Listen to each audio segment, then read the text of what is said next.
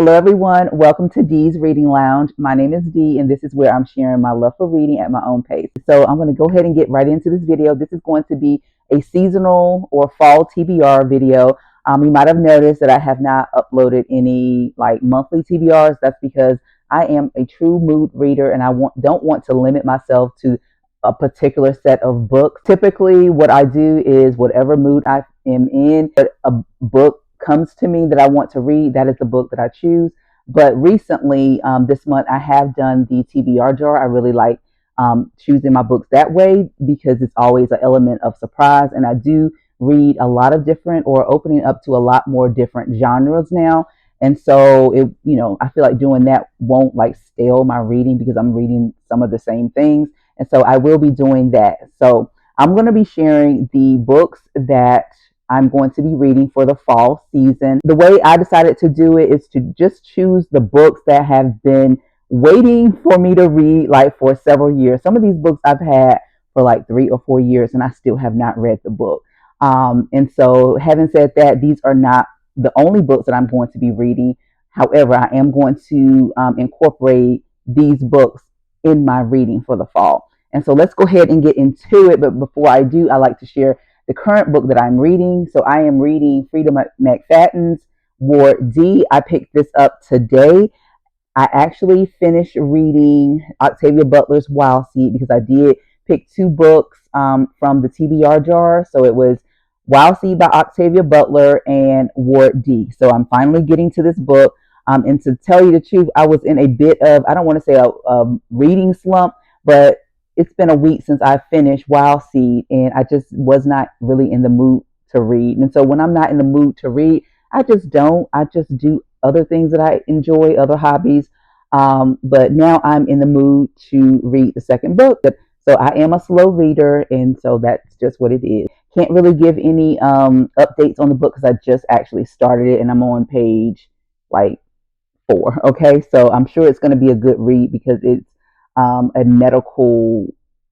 has a medical premise. I'm in the medical field, and so anything dealing with like nursing, doctors, things like that, I'm definitely interested in that. All right, so enough of that. Let's go ahead and talk about these books that's on my TBR. So the first book I want to share with you is called The Immortalist. This is a novel by Chloe Benjamin, and so this book was very popular several years ago. And so I fell down the rabbit hole and I picked it up. But after I picked it up, I just was not in the mood to read these books. And most of these books are some of them. A couple years ago when I first got back into reading, all I wanted was a hardback copy. Now I feel more comfortable having a paperback. They're just easy to take around with you on the go and also to hold in your hand while you're reading it. But anyway, this is about let's see here. I'm just going to read a little bit about this. So this is 1969, and I don't really consider like the novel being historical fiction until I would say before 1950. So this was set in 1969. So it says, if you knew the date of your death, how would you live your life? Because I was very intrigued. Like all of us are going to pass away one day. We just don't know when. And so I was really intrigued to get this. And I really do want to, finish it, see if I like it. It's a pretty short read, less than 300 pages, I believe, or 342 pages. Not that bad. So I really want to, after I read this, I probably will give this away because I don't see a need to hold on to it. All right, so the next book is this one right here. This one is by Dwayne Alexander Smith, 40 Acres. And I learned about this one from Brown Girl Reading several years ago. I believe it was her that talked about this book. And so Danny just here on YouTube, she just finished this book and she said she really liked it. So this is a thought-provoking novel, like a wave that builds strength and intensity. Smith has done something special here. Just a little blurb. So it says 40 Acres is an absolutely enthralling thriller, one that also has the capacity to change the reader's perception of right and wrong.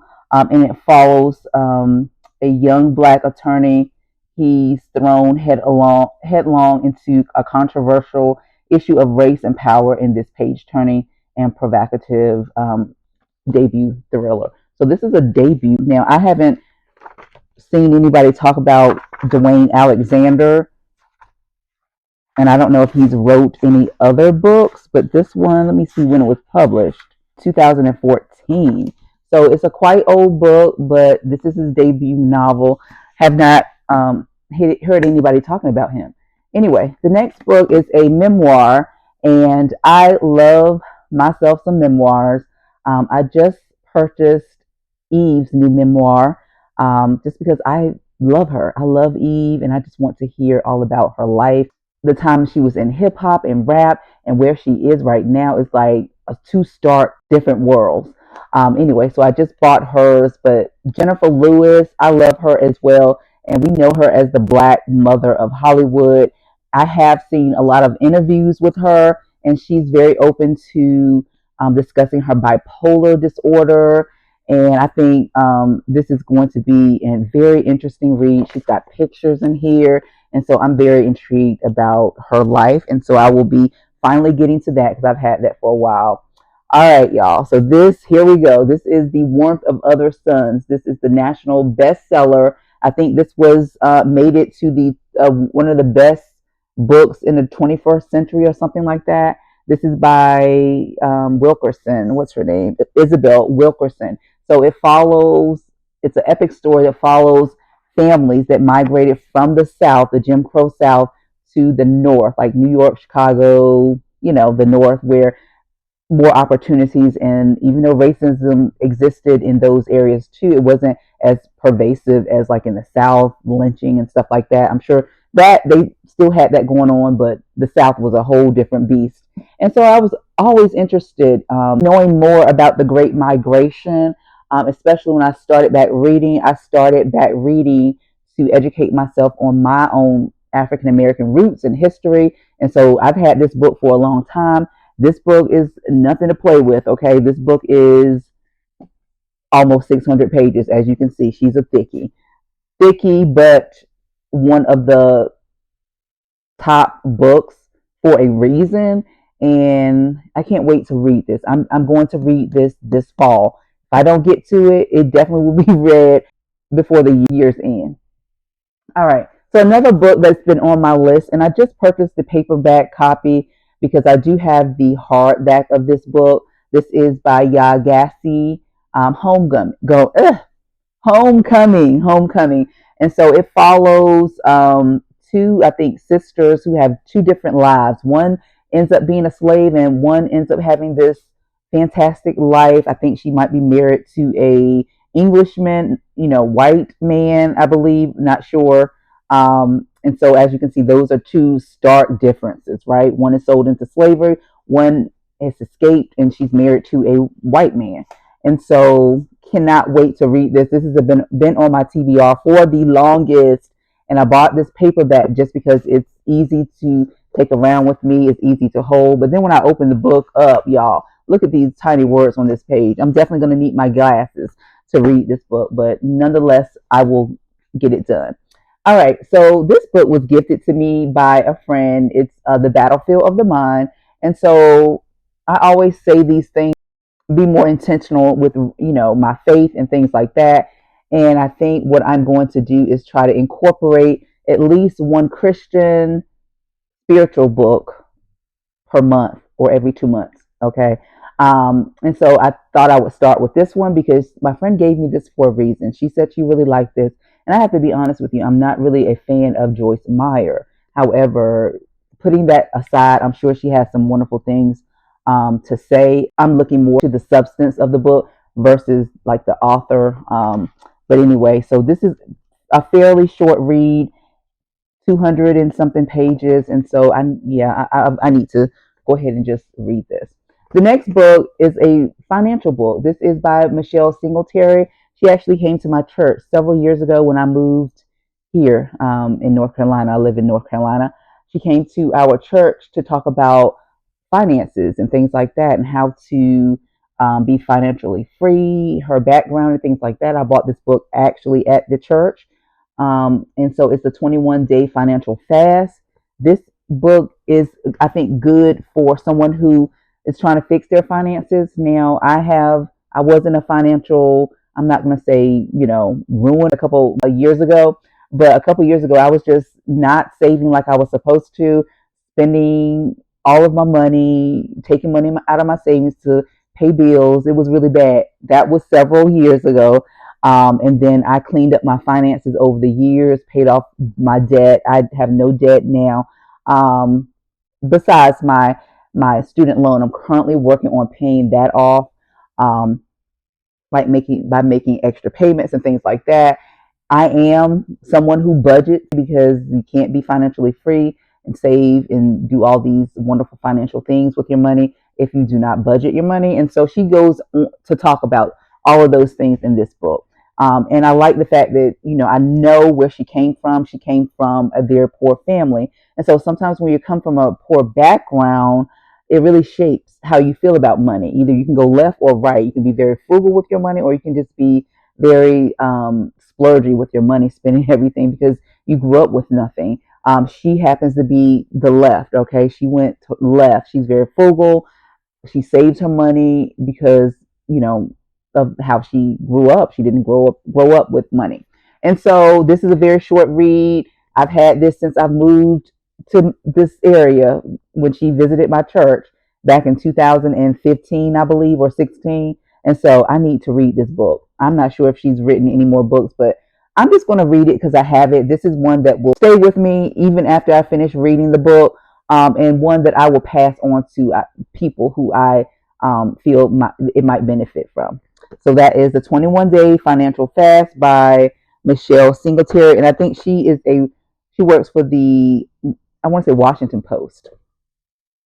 The next book is My Name is Ona Judge. Now this is I believe, a historical fictional novel of the real Ona Judge. The book that I really want to read is this one right here, Never Caught.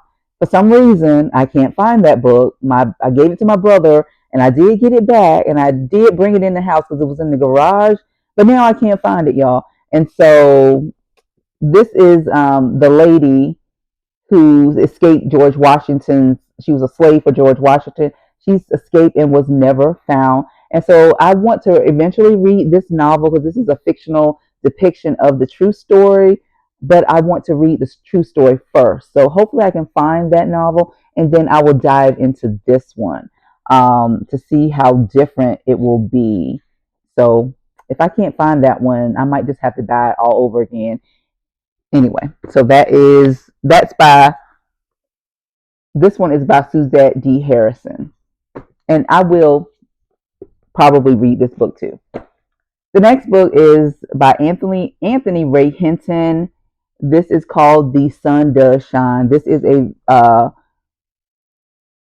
pretty short read about a man who went to prison for a crime he did not commit. It's like 200 and maybe 241 pages, so it's fairly short. This one probably will be my next read. I'm already declaring it just because it's short. It was intriguing enough for me to buy the book. It was on Oprah's 2018 book club pick. I did see an interview by this man, and I thought his story was very provoking, very intriguing. So I do want to know what he went through in prison, and how he shaped his life, turned out to be after he got out of prison. The next one is this one. This is a highly anticipated read for me. I have always been intrigued by this book. I don't remember who or where I heard about this book from, but I've had this book for, actually, no, I think I just recently picked this up a few months ago before I started making videos. But this book title has always been on my wish list. This was something that I wanted to read, and I finally bought the book like 4 months ago. So I've had it for about 4 months, but it's always been a book that I've always wanted to read. And so this one is by Dolores Phillips. It paints a stark picture about life and opportunity for a young black girl in the 1950s, Jim Crow, Georgia. This book brings up timely conversations. The characters haunt me long after I finish reading. And Octavia Spencer said that, and it's about a mother who has several children, one being this child right here, which is the darkest one, how she's treated and things like that. And so I've heard that this book is really good, very dark, as you can probably tell. I know this one is going to pull at my heartstrings. I might have to sit this one down because I know it's going to make me angry and sad. But definitely want to read it because I do like to read books that make me think and things like that. And so, The Darkest Child by Dolores Phillip. Okay, so I had to go and look for a book. And while I was looking for that book, I found the book that I was looking for, Never Caught, the Ona Judge story, the nonfiction biography of this lady who was George Washington's slave, Ona Judge. So I found that book. And then the book that I went to look for, because this one has definitely been on my list for a very long time. This one is by Daniel Black. His it's called Perfect Peace, another dark novel. Probably these two books are probably going to be the darkest books that I read this fall, about a child who was born probably intersex, and the mother decided to make her a girl, and he was actually a boy, I think, identify as a boy. So this one is by, again, Daniel Black. Can't wait to read this one because this one has definitely been on my list for several years. Um, and then this one is called The Immortal Life of Henrietta Lacks. Y'all, I've had this book for probably 5 years now, 4 or 5 years now, and have not read this book, but it was actually a HBO film starring Oprah Winfrey. I don't know if you seen that movie or that film. I didn't see it, but this is a true story as well about this lady whose cells from her cervix were actually taken without her permission because they were supernatural cells. I guess when I put them under the microscope, they ended up taking them, selling them, and was able to do a lot of medical research, developing vaccines from her cells, cloning, gene mapping, all of this from this lady's cells that were taken without knowledge. That is like this lady and her family. Of course, she died. Recently settled a lawsuit, but she didn't get, or her family did not get nowhere near what they should have gotten. This lady's family should have been billionaires because that is how much of an impact that her cells made to like the world. They're still using her cells to this day. And so I've always wanted to read this. This one has been on my list for so long. It's in perfect condition. Well, it's a little bent right here, but I've had this one too for a long time. And I just need to read it because I do want to know the story. The next one I've had for a long time too. I do believe that this was her debut novel, Tayari Jones. I'm not sure. It's called An American Marriage, and this was one of Oprah's 2018 selections for her book club. And well, no, this is not her debut novel because she has another novel called Silver Sparrow. Not sure, but the premise of the book was interesting about a married couple. I think they were newly married, and then the husband gets thrown into jail and everything they have to deal with regarding his incarceration.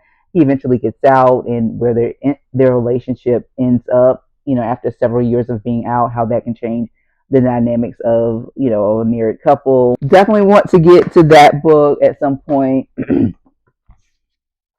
And so lastly, I think this is the last book. This one is called Americana. It's a novel by Chimamanda Ngozi Adichie. And I've talked about her before. This is her right here. She is a great writer. She wrote Half of a Yellow Sun. I think I have just read one of her books, How to Be a Feminist, something like that. I think that was the book. So it says it's dazzling, funny, and defiant, and simultaneously so wise, brilliant. And this one is a national bestseller as well. So this one is a chunker, over 500 pages. And so we'll be getting to this book. So that is it, you guys. Those are all the books that I wish to read for the fall season. And if I don't get to them, because remember, I read at my own pace. If I don't feel like reading, I don't read. I'm trying to be as authentic as I can on this channel and not like change my habits just because I'm making videos now. But I do want to read all of these books, and so many books, so little time. Thank you so much for watching. Let me know if you've read any of these books, and let me know if you like them or not. I will see you guys in the next video. Take care. Bye.